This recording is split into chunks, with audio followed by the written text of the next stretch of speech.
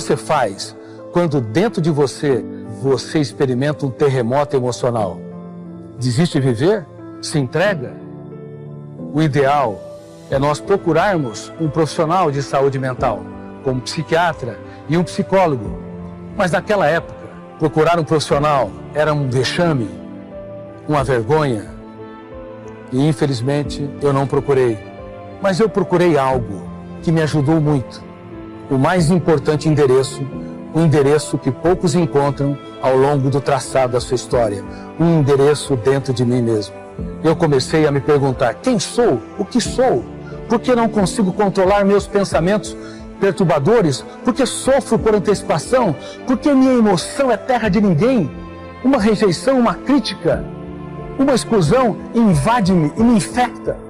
E eu escrevia todas as perguntas e procurava as respostas. E ali, a minha dor se tornou a minha mestra. Há um tesouro dentro de você que você não imagina. Há ferramentas incríveis que você pode usar para escrever os capítulos mais notáveis da sua história, mesmo quando o mundo desaba sobre você. Alguns editores me consideram o médico psiquiatra mais lido na atualidade em todo o mundo. Mas o que muitos não sabem, que eu sou um dos seres humanos que mais chorou. Não são os aplausos que eu recebo que sustentam a minha história. São as lágrimas que eu chorei, as rejeições que eu tive, são as perdas que eu sofri. Não tenha medo quando você estiver no deserto. Não tenha medo quando as pessoas te vaiarem, te excluírem e te criticarem. Não tenha medo do caminho. Tenha medo, sim, de não caminhar. Vamos falar agora da sua história. O que tem te levado ao desespero? O que tem te levado a crises emocionais? Quais são as causas que têm conduzido você a asfixiar seu prazer de viver, seu encanto pela vida e, por vezes, ter ideias de tirar a sua própria existência?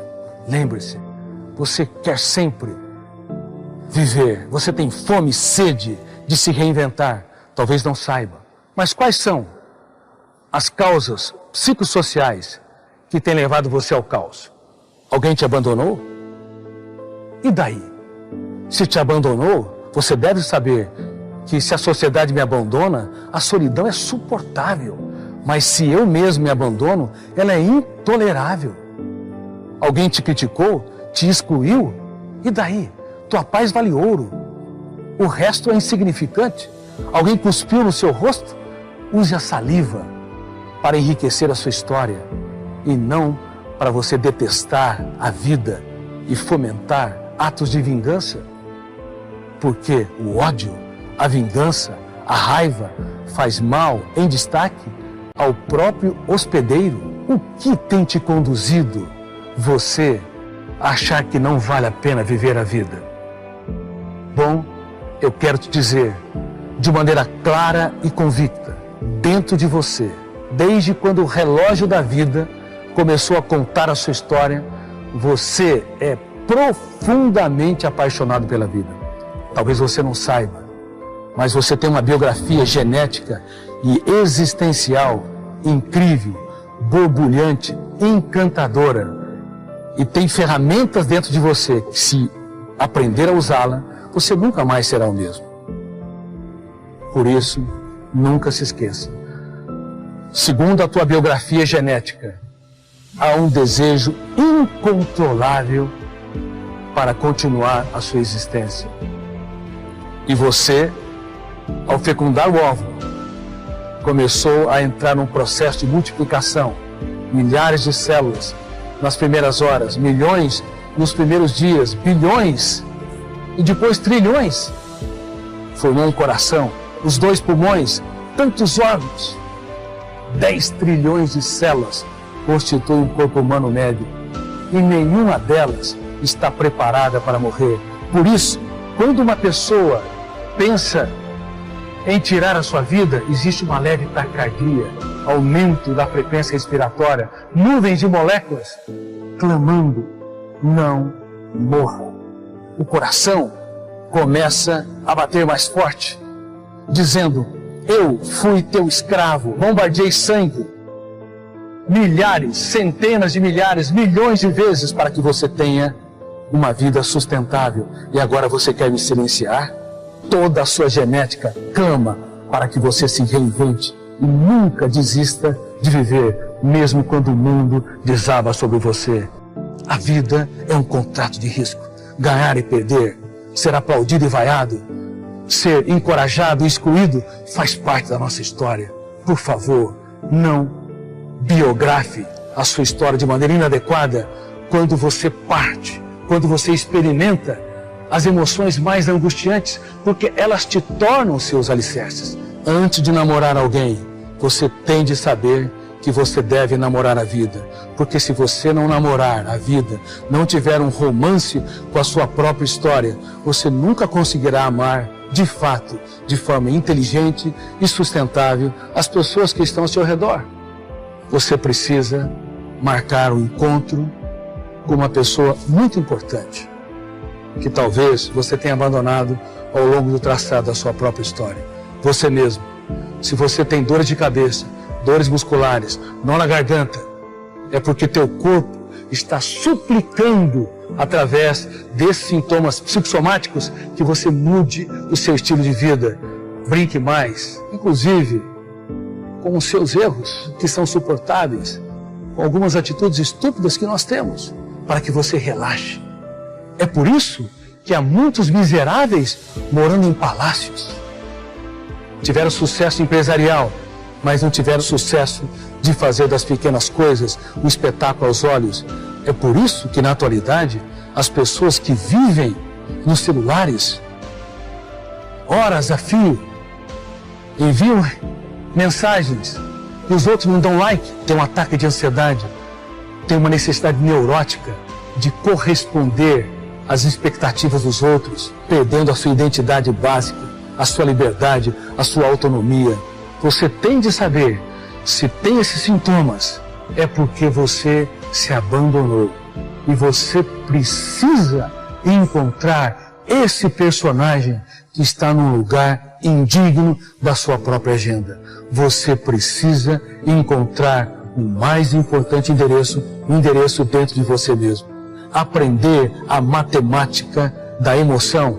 Na matemática numérica, se você divide, você diminui. Mas, sob o ângulo da gestão da emoção, você vai entender que quando você divide, você aumenta. Quando você divide seus pesadelos, você aumenta a capacidade de superação. Quando você divide os seus problemas, os seus conflitos, as suas crises, você dá mais musculatura para o seu eu se tornar autor da sua própria história, mesmo que os outros não correspondam às suas expectativas. Você se ouve, e quando você se ouve, você elabora mais a sua experiência. O monstro que está dentro de você deixa de te assombrar e você começa a domesticá-lo. Hoje, divida com as pessoas e aprenda a dividir consigo. Converse com seus fantasmas mentais. Pergunte, por que a minha vida perdeu sentido? Por que eu quero deixar de respirar, fechar os meus olhos para a vida? Pergunta, por que a minha dor está me asfixiando? Por que os meus pensamentos perturbadores estão tirando a minha motivação para viver? Felicidade é uma vibração intensa, um momento em que eu sinto a vida em plenitude dentro de mim e quero que aquilo se eternize. Felicidade é a capacidade de você ser inundado por uma alegria imensa por aquele instante, por aquela situação. Aliás, felicidade não é um estado contínuo. Felicidade é uma ocorrência eventual. A felicidade é sempre episódica. Você sentir a vida vibrando, seja num abraço, seja na realização de uma obra, seja numa situação em que teu time, por exemplo, vence, seja porque algo que você fez deu certo, seja porque você ouviu algo que queria ouvir, é claro que aquilo não tem perenidade. Aliás, a felicidade, se marcada pela perenidade, seria impossível. Afinal de contas, nós só temos a noção de felicidade pela carência. Se eu tivesse a felicidade como algo contínuo, eu não a perceberia. Nós só sentimos a felicidade porque ela não é contínua. Isto é, ela não é o que acontece o tempo todo, de todos os modos. A ideia de felicidade sozinha, ela teria que ter uma questão anterior. Se é possível viver sozinho. Que como felicidade, pelo óbvio, só acontece com alguém que vivo está, e viver é viver com outros e outras, como não é possível viver sozinho, a possibilidade da felicidade isolada, solitária, é nenhuma. Para que eu possa ser feliz sozinho, eu teria que ser capaz de viver sozinho. Mesmo a literatura, como Robinson Crusoe, por exemplo, que lida com um homem que está só, mas ele está só depois de ter vivido com outros. Ele traz as outras pessoas na sua memória, na sua história, no seu desejo, no seu horizonte. Não há história de ser humano em que ele tenha sido sozinho da geração até o término. Se assim não há possibilidade, né, de se ser feliz sozinho. Nos últimos 50 anos do século XX, nós tivemos mais desenvolvimento tecnológico do que em toda a história anterior da humanidade. Todos os 39.950 anos anteriores, desde que o Homo sapiens era sapiens na classificação científica, foram menos do que os 50 anos finais do século XX. Seria a redenção da humanidade, com uma questão. As questões centrais permaneceram. Quem sou eu? Para que tudo isso? Por que eu não sou feliz apenas quando eu possuo objetos? Por que o mal existe? Por que eu não tenho paz em meio a tanta convivência? Nesta hora, não só a religiosidade ela sofreu um revival, como a filosofia passou a ser de novo interessante. E aí, claro, a filosofia como autoajuda, a filosofia como autoconhecimento, a filosofia como autocapacidade, a filosofia como prática sistemática. E de repente a gente tem no final do século XX, em vários lugares do mundo e no Brasil também, casas para estudar filosofia, procura de cursos de filosofia, que embora todos morram, nós somos o único que além de morrer, sabe que vai morrer. Teu cachorro está dormindo sossegado a essa hora, teu gato está tranquila. Você e eu sabemos que vamos morrer. Desse ponto de vista, não é a morte que me importa, porque ela é um fato. O que me importa é o que eu faço da minha vida enquanto minha morte não acontece, para que essa vida não seja banal, superficial, fútil, pequena. Nesta hora eu preciso ser capaz de fazer falta. No dia que eu me for, e eu me vou, eu quero fazer falta. Fazer falta não significa ser famoso, significa ser importante. Há uma diferença entre ser famoso e importante. Muita gente não é famosa e é absolutamente importante. Importar, quando alguém me leva para dentro, importa, ele me porta para dentro, ele me carrega. Eu quero ser importante. Por isso, para ser importante, eu preciso não ter uma vida que seja pequena.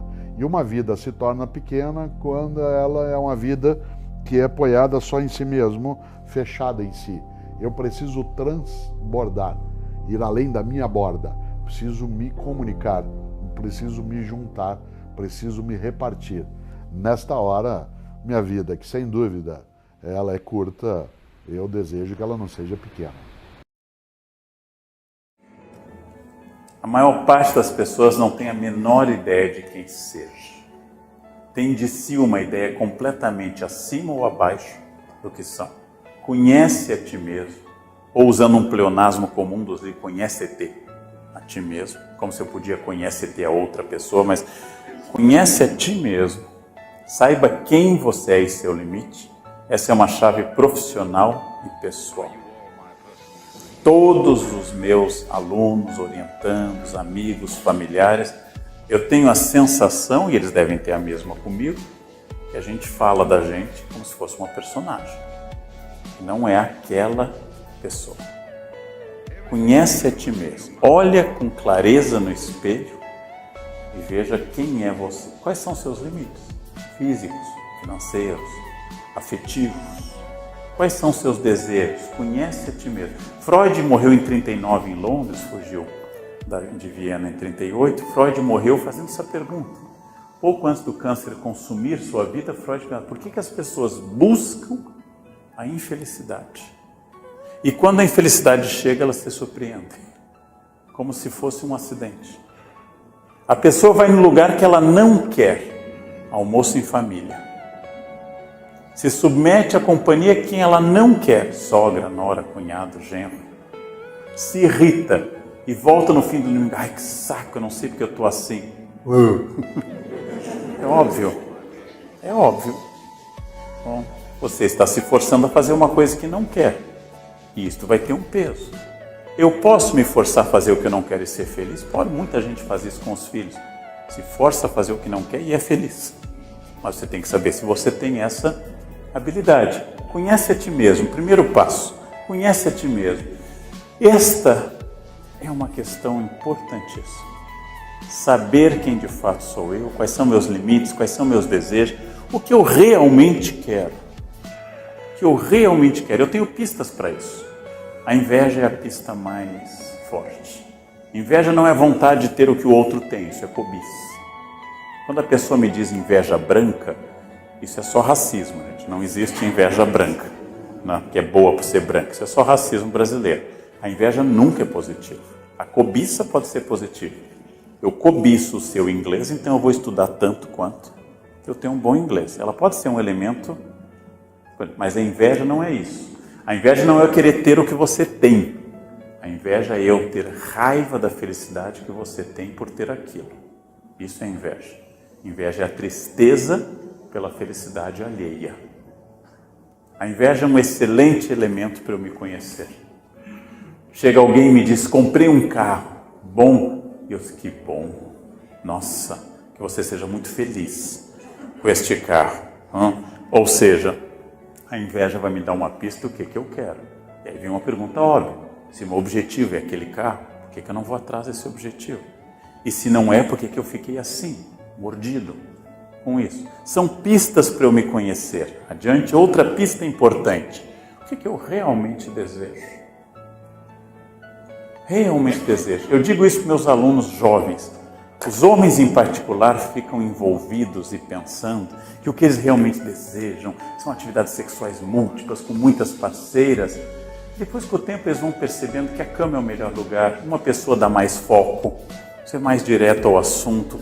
Leva um tempo para você tirar a ideia da suruba do seu universo. E finalmente você percebe que o melhor sexo da sua vida não foi com 5 ou 6, não, se o seu CPF for forte, não foi com 5 ou 6, mas foi com uma, ou com um, se você preferir. Ou seja, que os melhores momentos da sua vida não foram com gastos, não foram com investimentos altos, foram com coisas simples, muito simples. O que eu realmente desejo? Eu realmente desejo aquilo que me dizem para desejar? Quando eu entrevisto gente que vai ser monitor na Casa Saber, eu pergunto, o que você está lendo? Todos estão lendo Machado. Todos estão lendo livros. Aí eu começo a perguntar dos livros. Nós vamos chegar mais a Paulo Coelho que a Machado. Porque as pessoas acham que devem ler Machado de Assis. Mas elas mal entendem Paul Rabbit, Paulo Coelho. Ou seja, mal elas chegam naquele ponto. Então, o que realmente você deseja? O que realmente você gosta de axé, gente? Cai de boca. Cai de boca. Você acha a banda Calypso a melhor coisa já acontecido na música? Estranho, mas vá adiante nisso, né? Realmente, tudo é o seu desejo. O que você realmente deseja? Essa é uma pergunta difícil de responder, porque geralmente eu desejo o que os outros desejaram para mim. Adiante. Outra questão importante, quais são meus valores? Eu quero trabalhar tanto, que eu tenha tanto dinheiro, mas não tenha tempo para a família? É uma opção de vida, se o dinheiro for um valor. Não, eu quero trabalhar meio período e ficar com a minha família? Perfeito. No primeiro caso, eu vou ter mais dinheiro e nenhum contato com a família. No segundo, eu vou ter mais contato e quase nenhum dinheiro para a família. Eu vou querer meio a meio, quase nunca dá, mas é uma possibilidade.